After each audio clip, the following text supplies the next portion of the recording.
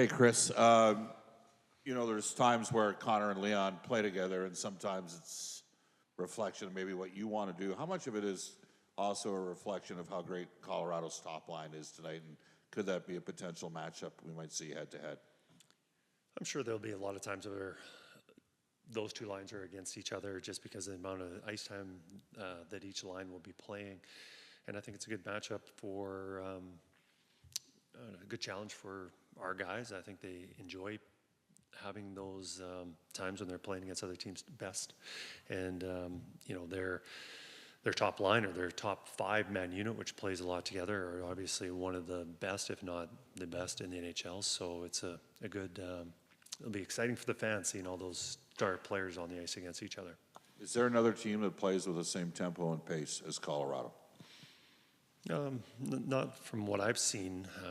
There's some teams out in the East maybe play that tempo, but maybe not quite as much skill as Colorado has. So, from early on in the year, I would say that their skill and speed and tempo is probably the best. Kris, what has given you the confidence, or I guess why put Jack Roslovic with McDavid and Draisaitl? What have you seen that maybe makes you think that's a good combination? Jack's been playing really well, and we talk about if those lines are playing against Colorado's top, we want our best to play against their best, and right now Jack's been one of our best. Contributing offensively, but also with his speed and being able to break up plays with his stick and getting in to just break those plays up, which allows your better players to get those pucks too. So I think we had a lot of options. I know Podkolzin spent some time with those two this year for a game, and last year for a short stint, and Pods has been playing really well, but just wanted to keep with the positions. Jack staying on the right, felt that was the best option. What have you seen from him in the net front on the power play? A spot that's usually kind of a bigger, heavier guy, but he's been pretty crafty around the front.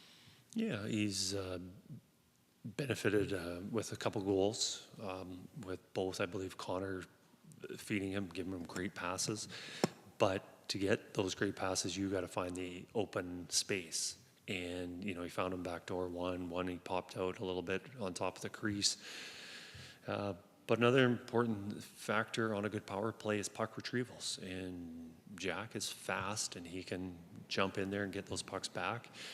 But he's also just not a simple player. Like, when he does recover those pucks, he has the composure to make the next play. So I don't know, I think that a lot of that has to do with him being a good player, but right now having a lot of confidence. So he's been a nice addition there.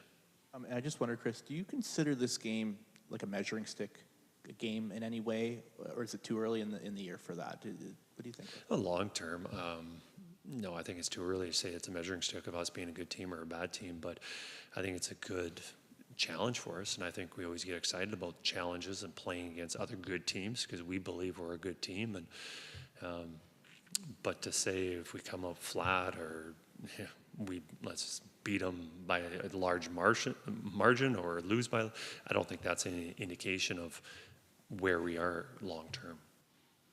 Morning, Kris. I know an area of emphasis for your group in the first month of the season was defending the transition. Colorado's one of the best transition teams in the league. Where do you feel like your part of the game is at right now, and what are some of the things that you need to see against a team like Colorado to make sure that they don't gain that speed?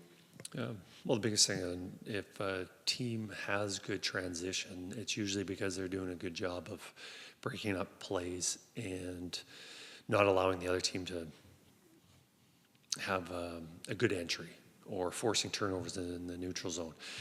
And then that's where the opposition team is in kind of a scramble mode and not have their structure, and that's when you take advantage of it. So for us to limit Colorado's transition game is being good with the puck and not having those turnovers. If we try and stick handle through a defenseman or try a low percentage pass that gets intercepted, that's where when we're in a poor position to defend that counter attack. So I think the biggest thing is, one is, yes, we're skating and getting above their guys, but it starts before that, and that's with what we do with the puck.